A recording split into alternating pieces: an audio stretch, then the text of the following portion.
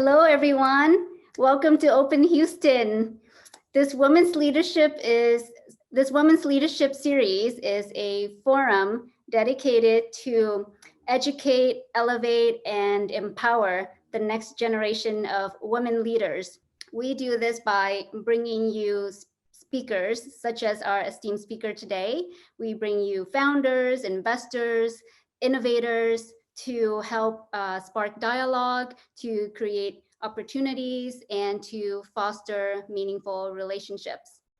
Since 2006, Open Houston has been a champion of entrepreneurship and entrepreneurship in the startup community. We leverage our network of highly esteemed charter members, both locally and globally, to collaborate, exchange ideas, and share resources. And then finally, today, joining us is Ghazal Qureshi. She is the founder and CEO of Idea Lab Kits and Upbrainery Technologies. She is a Forbes featured entrepreneur, a computer scientist, an innovator, and most importantly, I think a pioneer in the STEAM education industry. So without further ado, thank you so much, Ghazal, for being with us today. Why don't you introduce yourself to all of us?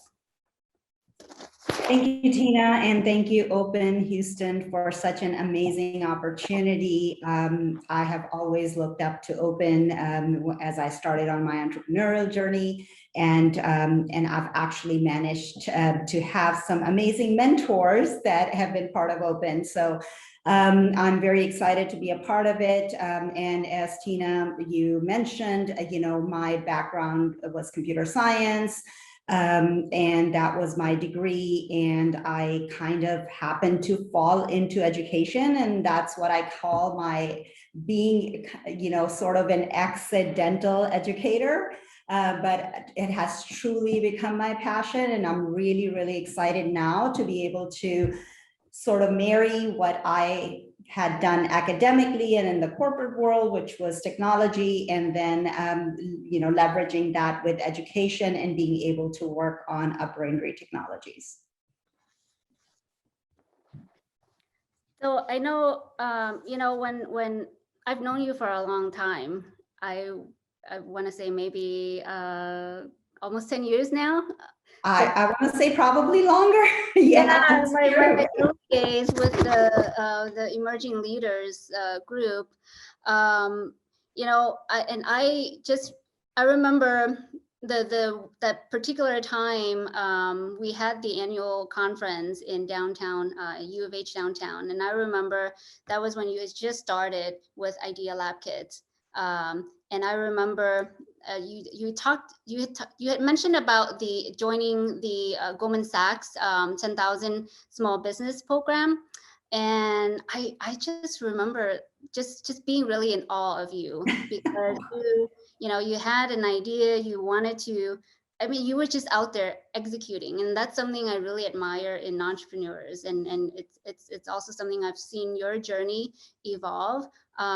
So could you take me back on, what led you to create Idea Lab? First of all, I have to say I'm in awe of your memory. So you have an amazing memory. So that's great. I had even forgotten about that conference. I do remember one of the other open conferences that was at the Westin, though, and I did learn quite a bit there. So, but going back to what, got me started on Idea Lab was literally, I think, just this desire that, I wanted to, it was what I call like a selfish desire.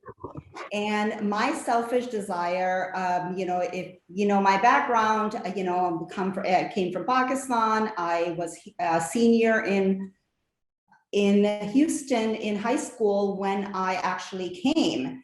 And that was the whole thing between getting the benefit of the East and West, seeing both sides of the equation, both sides of the puzzle, and then being put into the technology field where I really thrived, but I often felt very alone as a woman and a woman of color. So that was kind of like that whole background that I didn't know was going to play such a huge part at that time. But my whole thing with the whole tiger mom kind of mentality that we have with our culture, that is what really drove me to create Idea Lab. So one of these days I thought, okay, I have this amazing corporate job. I'm working on these large software platforms where I'm literally working 70 hours a week. And my babysitter is having this amazing time with my kids and going on these play dates and all of this cool stuff. And mind you, I have 3 kids under the age of 6. So, unknown to me, it wasn't as fun and games, but I thought, hey, I'm going to quit my job and I'm going to be a stay-at-home mom so that I can really enjoy my kids. And 2 weeks later, I was like, oh my God, what did I do? I should have listened to my husband, not quit my job. So of course, now I've done this and I'm not gonna say that, I did something wrong. What is my next thing? So I took my biggest passion, which is my kids, and decided that I'm going to start figuring out how they're going to rule the world. And one of the things that I realized very quickly is that in the private and public education system, there weren't enough programs that built critical thinking skills. And I, being the tiger mom, I'm like, I'm going to do something about it myself. So here I'm going to put these programs together and my kids are going to take part in it and they're going to have the best of the best. And in doing so, I was able to didn't realize this, but out of that passion and the selfish reason, Idea Lab was born, because now I had these programs on my hand that I'd been doing as a volunteer in my kids' schools, and they were being very well received. So I decided, hey, let me try and monetize that. And when I did that, I created one location, brick and mortar location, and then it just kind of went from there. So when I last talked to you about this, it's mind blowing, because now there's more than 100 locations worldwide. Like how did that even happen? So again, my thing is I don't like to do things small. So even if my hands are tied and I have to start out small, my vision is usually always bigger, which is not always the best way to go about it. But, one of the things that I always knew that I wanted to do was I wanted to create a world-class program. And how do you do that? You can't do it by yourself. You have to have teams that are working on the content and the product and the services and things like that. So even though I started and I struggled and I did this organically from the ground up, I literally started with $100, because I didn't want to, put in more money until I could prove it. So I started with $100, grew it organically, did it the hard way. But I knew that if I was creating a quality product, the best return on investment was going to be replicating it many times over. So that was always my vision. I didn't know whether I was going to do it, myself, creating multiple, locations, or if it was going to be a franchise model. I had no idea about that. But what I knew is that I wasn't going to just build one location and be done with it. I wanted to invest in the quality of the program and then actually take it and replicate it many times over. And one of the ways we ended up doing it, and again, like I said, this was a long journey. And the reason it was long was because I was learning as I was going along. I didn't have a playbook. I had never done this before. This was not my background. I was not only learning about education, I was learning about building a business. And the path that I chose to take was to actually create a franchise company. And that franchise company, I launched about 5 years ago. And that allowed me to not only learn about the franchise business and be able to go, into franchising, but also to be able to actually grow a lot faster.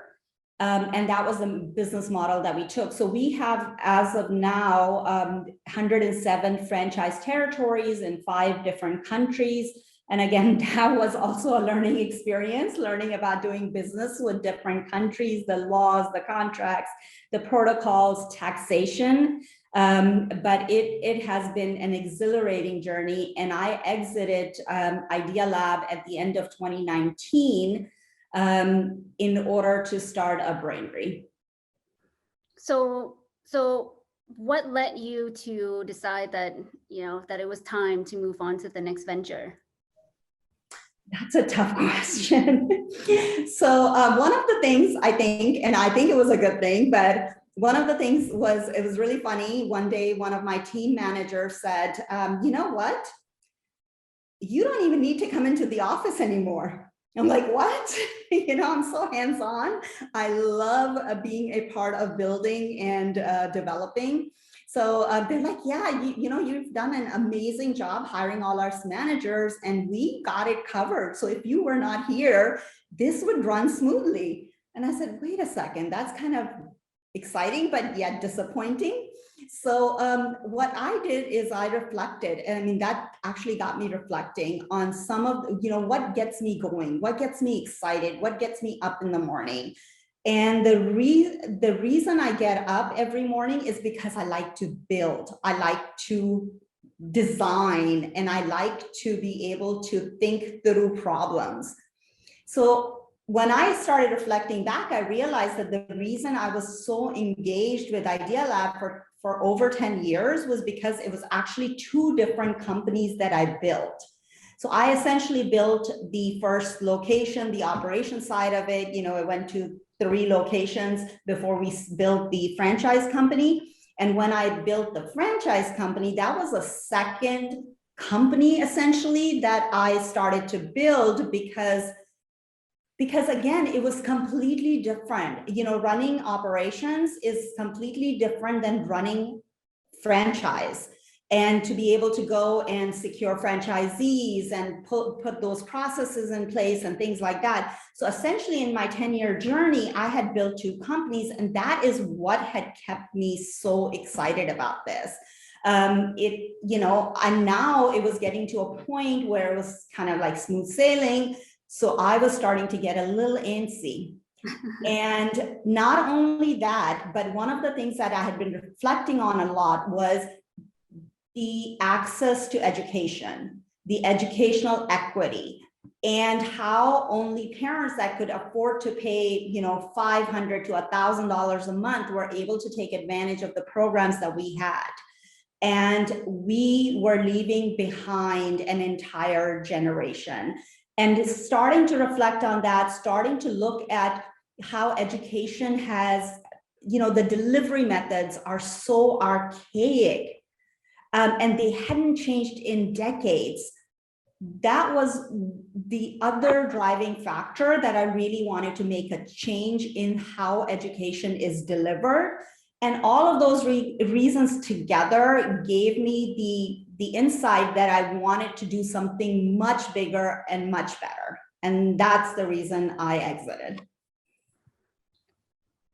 I can relate to that. I think it's when you have purpose, when you wake up in the morning and you're doing something that not only is it does it feel productive, but you're adding value to the world, and you're solving a huge problem, right? This is our education system here. It's very antiquated, and that needs to change. So, and I know that with COVID happening, there's been some shifts for you. Could you maybe tell us a little bit about the innovation side of things? Because you were already on this trajectory even before all these, like it seems that now it's the trend, and a lot of folks are doing it.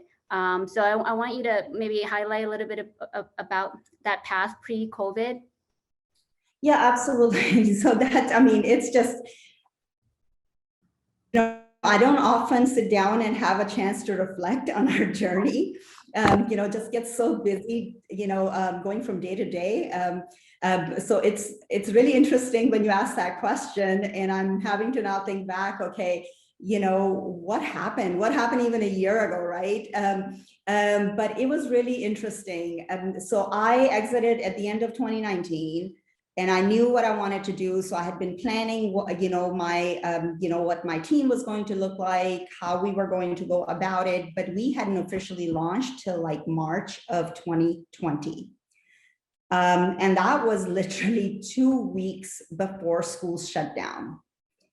And here you are, an ed tech company, and you are just coming into the marketplace. You don't even have an MVP, but you have an amazing idea of what you want to do. And you are saying, here, look at me, and I'm going to build this, something that's going to revolutionize education, which is all great. And in another time, people might actually listen to you. But when everybody at every school administrator, every teacher, every parent is running around as if their head has been cut off, and they're trying to just figure out how to at least get some educational content to the kids delivered, nobody's listening to you. And you're kind of like, okay, wait a second. We spent all this time designing this product on paper, at least, from the ground up. And we looked at education. We knew this problem was coming. We just didn't know it was coming so rapidly. COVID was not on our horizon, and it was not on the world's horizon when I started building this designing this product. And I wish, we were 6 months ahead and we had something under our belt, but you know what? It didn't matter. We had reimagined education. So we kept going the way that we had imagined it to be. And we started building our product during COVID. And we started, testing it out and making the tweaks and making sure that it was what the market really needed. It did what we were expecting it to do. And we just spent the next 9 months building out our product, beta testing it with some, organizations and things like that. And we feel that coming out of COVID or coming on this end of the spectrum, we're so much further ahead than we would have been if schools hadn't shut down, if it hadn't given us the opportunity to try this out. So in all of this craziness and sadness with COVID, there was at least a little bit of a silver lining that administrators and schools and educators all know that there has to be drastic change. And I feel for them. I feel for everybody that is a stakeholder in the educational journey, because all they could do at that time, all they have been able to do for the last year is figuring out how to get their in-classroom experience to an online experience, meaning we're having Zoom calls, right, for education. That is not true innovative way to teach. There has to be so much more that has to be done, which is interactiveness, immersiveness, allowing synchronous and asynchronous learning to happen as if you're right there in the classroom with the student. So that is all that Upbrainery had already designed and had been working on. So we feel that we have the tools and things that are way further along than anybody else. And we've been able to really put that to good use. So where do you envision the company in the next 5 years? I just told you, I like to think big. So in 5 years, we have team members, or we have teams that are very experienced in software development, in education, in the delivery of education, and how it should really be divided and delivered in this new norm. So in 5 years, we already say that, imagine Amazon meets Uber. Okay, so what do I mean by that? So Upbrainery is really a marketplace that's connecting different content developers with the students, teachers, and schools. In addition to that, we're building this entire 360 visual journey map for our students. So once they've gone through that K-12 experience, they're able to understand, hey, I have a choice between a 4-year college, 2-year college, vocational, or straight to workforce. These are the resources that are available. These are the skill sets I need to get in order to get there. So this is where I talk about the Amazon meets Uber, right? On-demand education, becoming a market leader in on-demand education, whether it's in person, live online, or do it yourself, from all different industry experts, all in one platform that actually helps build a visual journey. So becoming a leader in on-demand education is where we envision ourselves to be. So tell me, how did you learn to do what you're doing today? Basically, how did you go from maker to manager? It's incredible. I think, you know, it wasn't like something that I had planned, right? That I'm gonna build this and I'm gonna manage it. I think it just comes from diving in, understanding what it is that you want to do. And it's really, really important to be able to know all the ins and outs of what you have, or what your company is, what you're building. And that is, I mean, it's like a natural progression, right? But you can never stop being a builder, I feel, or maybe that's just me.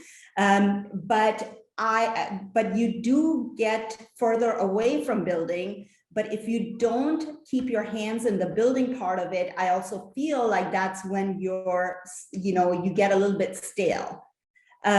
So actually doing that, having that progression was very difficult for me. I had to learn, I had to be told, you know, you don't need to micromanage. You don't need to be doing everything yourself. You have to trust the process. You have to trust the people that you have hired and trained. And that took a while, but I still enjoy having my hands getting dirty, because I think that just excites me a lot. But I've had to learn that process quite a bit. And of course, in the beginning, I wasn't able to do that because I did need to be building and figuring out what it is that I'm building. But as time progresses, I think just, you know, taking that advice to heart and trusting the people, that really helped me build that team. And of course, you know, guess what? The end result was those team members are the ones telling me I don't have to come to the office anymore. So. You know, I resonate with that. You know, like part of my mantra these days is just trust the process, trust the process. It's very difficult. And then speaking of difficulties, tell me, what are some of the, how did you overcome, obviously, I'm sure you met with a lot of rejections. That's natural. That's part of the process. So tell me a little bit more about how, what were some of the bumps in the roads that you had, and how did you overcome those obstacles? Goodness, I don't know if I can just pinpoint one or two. You know, bumps in the road are anything from not even knowing what you're doing, you know, having that imposter syndrome, first of all. I remember, you know, when I started Idea Lab, the first location, and we had these STEM birthday parties. And I'm standing there going, why in the world are they even paying me or my company to be able to do this, right? So again, overcoming that imposter syndrome was really difficult.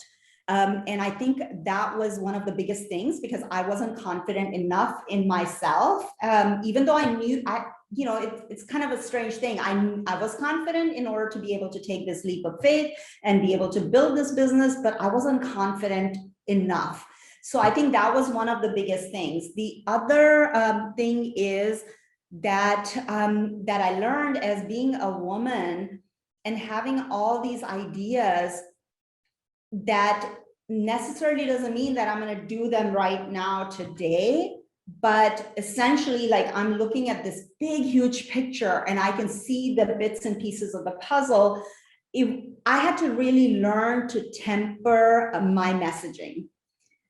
And that was one of the things that I learned quite a bit, that I cannot just say that, hey, we're going to do this, we're going to do that, we're going to do this, because you don't want to come across as being all over the place, right? So, and I don't know if it's a part of being a woman, or if it's a part of of just how as investors and mentors and whatnot, that they listen to you. But it was one of the things that I really had to understand and really had to work on. So not having a business degree, also had some setbacks, but other than that, I can tell you it was a learning journey, and everything that I learned in building one company, then I was able to really take that and just catapult into the second company. So the imposter syndrome is real. Like, this is real. Okay, it's something that my friends who are female founders like yourself, it's extremely difficult for women. And I don't know why that is. There's just this biological, just innately we're very different from men. And it seems to be that we were, I can't pinpoint what the how to explain it in a way that would make sense to some of the men in the audience. But that is something that women tend to be very, very hard on ourselves. It doesn't matter what age you are. I have seen that this is something that it's going to take a lot of work. I think it takes a lot of work to hear it from somebody like you, for us to be able to talk about it and to recognize that, yeah, we all go through insecurity, self-doubt, but talking about it in public is also something that could be healthy, and therefore that would allow us to sort of maybe not be so hard on ourselves, to love ourselves a little more, and perhaps achieving those expectations, or to feel like, well, I have to do this, I have to sacrifice so much in order to get the blessings or the approval from everybody else. But at the end of the day, you dust it off and move on. But obviously that takes a lot of work, a lot of just looking at yourself in the mirror and to say, hey, you can do this. And that's why I love this song. Check it out, everybody. It's a great song. But one of the other things too is, I'll tell you, Tina, is just not having a network and not realizing that you need a network was very challenging. So when I built Idea Lab, I didn't have a network. I did not tap into any network or knew anybody else that was doing what I was doing, So I couldn't really go and talk to someone and say, and it's true, being a founder is a very lonely space. And one of the things that I did learn is that I had to surround myself with mentors and advisors, and where I could have open and honest conversations. So I think that was like one of the biggest challenges for the first 6-7 years. I did not have anyone to talk to, or anybody that I knew had gone through the same exact journey. And just once I realized that, and I was able to surround myself with people, then I think I was in a much better place. Yeah, absolutely. And that's part of, that's for me personally, I could say that Open has been a platform for me to sort of go out, come out of my shell, and the importance of having mentors, having friends, or they started out as mentors and now it's more of a friendship. So that in itself is it's extremely valuable. And there's nothing that's it just adds a lot to our life, to be able to have those people who are always there to uplift you, you know, and then also there's the investment opportunities, there's the partnerships. So it's something that I myself am extremely grateful to the organization, just to be able to have this platform. Um, so good.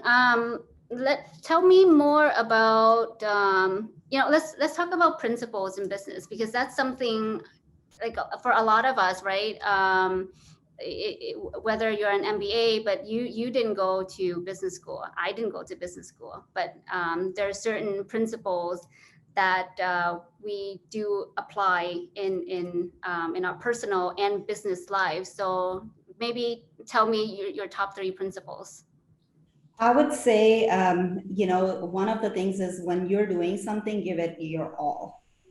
And that's my biggest principle that I live by. And then, of course, integrity is number 2. You know, not, or I wouldn't say they're in any particular order, but those are the top principles that I live by. So making sure, and that kind of plays together as well, because when you are giving it your all, that means that you have integrity towards what you're doing anyways. And that, you know, and it's really funny because my husband and I sometimes, you know, he gets upset with me because he's like, you are like zoned out. When you're working or when you're, you know, doing something, you are completely zoned out and things can be going around you. The, you know, the kids could be fighting or the roof's falling, but you're just zoned in and you're just working. And then now he's shifted to saying that I really admire that about you because you can actually get your work done. So to me, it's because I'm so passionate and I don't want to do anything haphazardly. I want to give it my all. And that is the one thing that I live by. And if it's even planning a graduation party for my child, I am like giving it all. So it's not just in business, but it's in anything that I'm doing. I just have to be all in. Otherwise, I probably will not even find the energy to be able to take on something. And I think that's where also my integrity comes in, because I really want to, the reason I'm in education happens to be because of certain reasons. It was because of, you know, why I started Idea Lab and then went into Upbrainery and things like that. But to me, it has to be about, I want to do something right and I want to do something good. So integrity is definitely very important. It's not about just making money. It's about giving back. It's about doing something right and doing it with all your passion.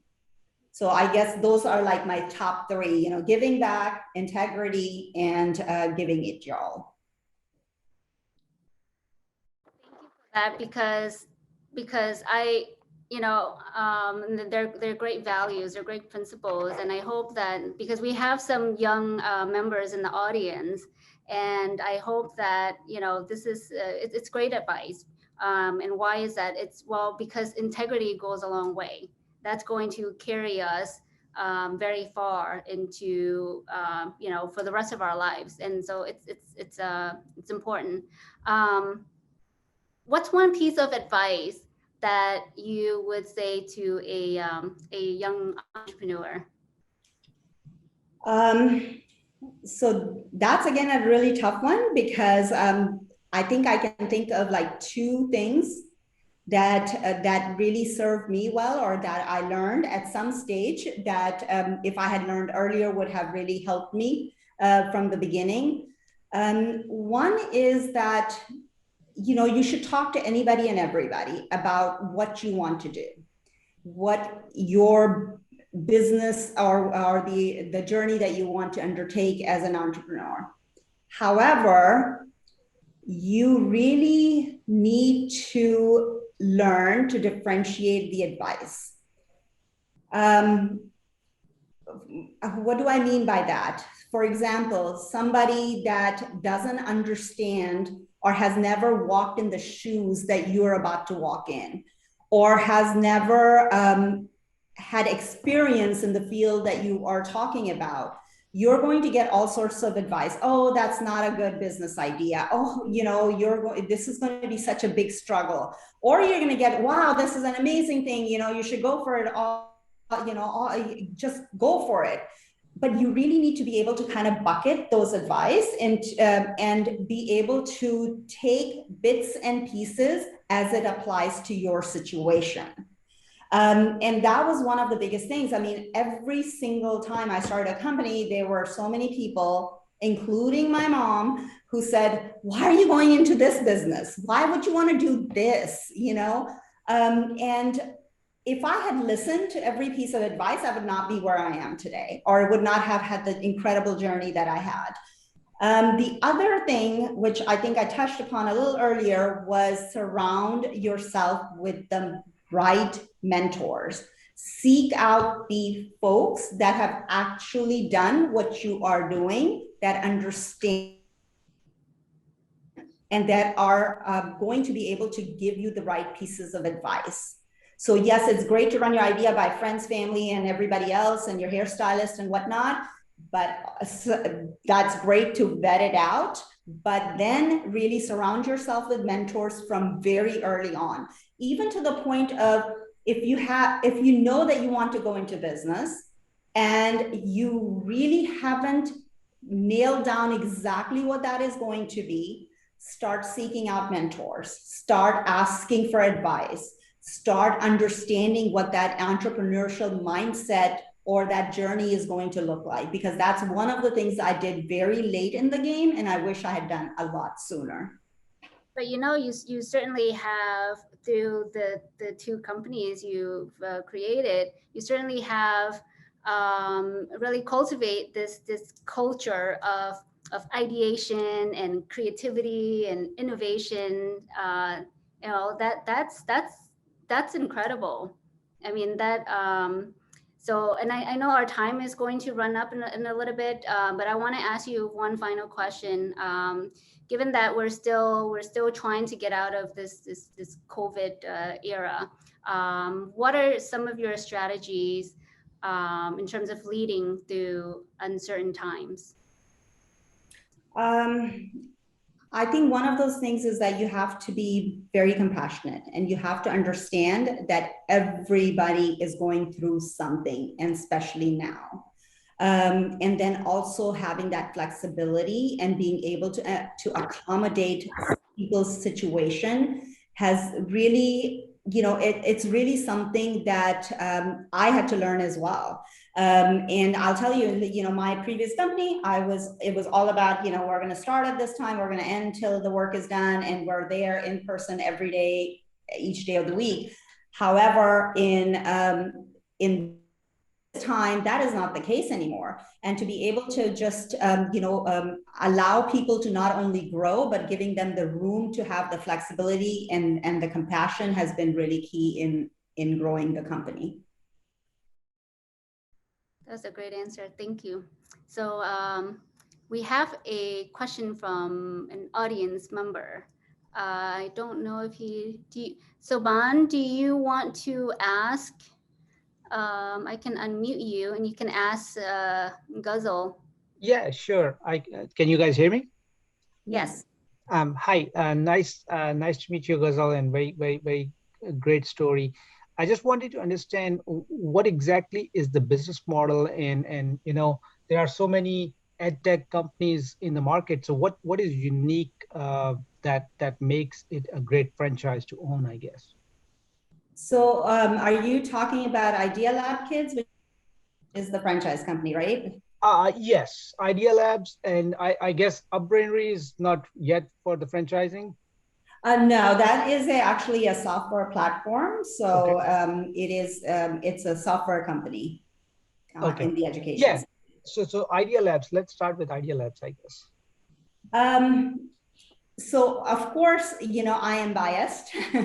So the reason that, Idea Lab is a great company or a great concept for franchising is because it has been it has been developed again with that whole passion of promoting STEM and STEAM education. And this concept of STEAM education was actually I started to develop this before these acronyms were even, as commonplace. So the emphasis is constantly on innovation and providing kids access to STEM and STEAM concepts from an early age. However, it is a brick and mortar concept. So our franchisees are required to open a location within, X number of months, and students are coming to you from the community.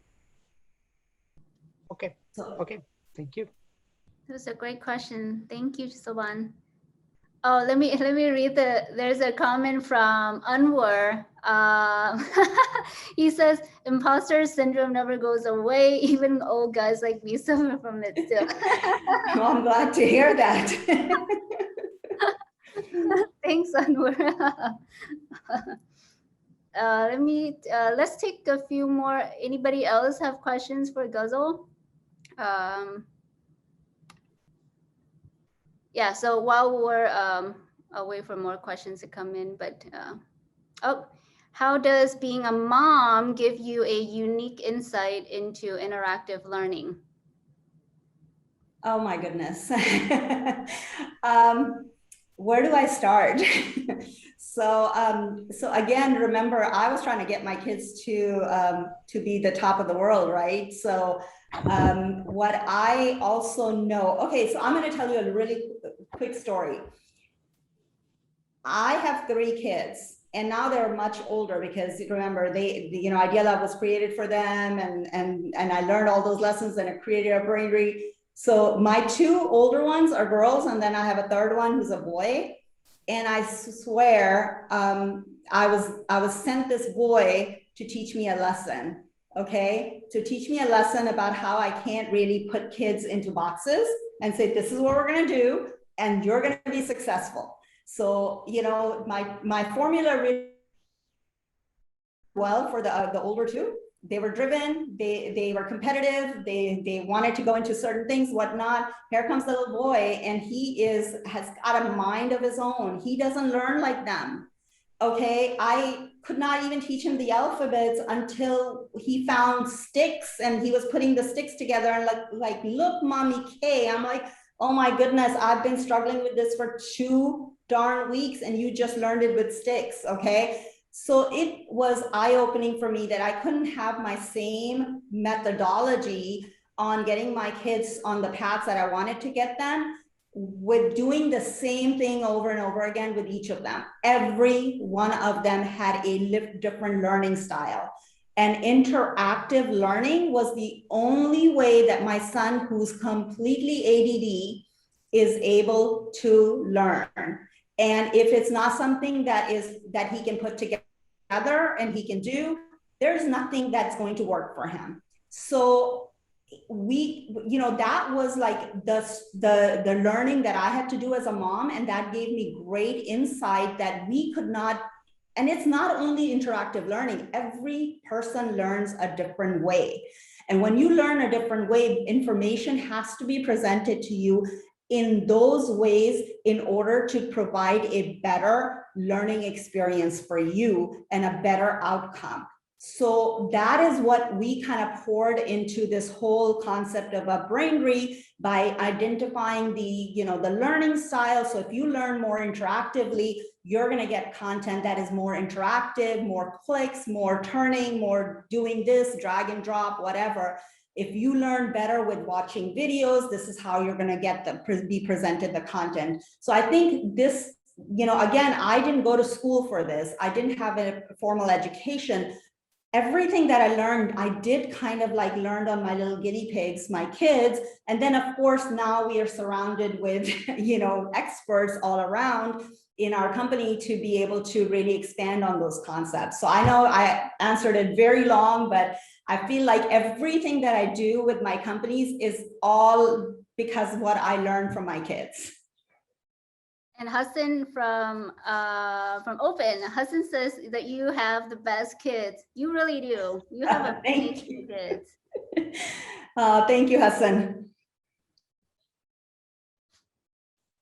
So we have maybe a few more minutes for more questions from the audience.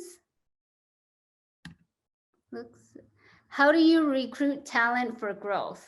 That's a great question from Manish. So, you know, that I mean, it's a different challenge when you're working in operations, and it's a different challenge when you're working in a corporate environment. So for in the beginning, you know, the focus of Idea Lab was on the operations side of it, at least on my part. So that was like a daily struggle. But you have to really go after people that are not doing this just as a job, but really doing it as a, you know, because they have the desire and the passion. Otherwise, it doesn't come, you know, the experience for the kids is not the same.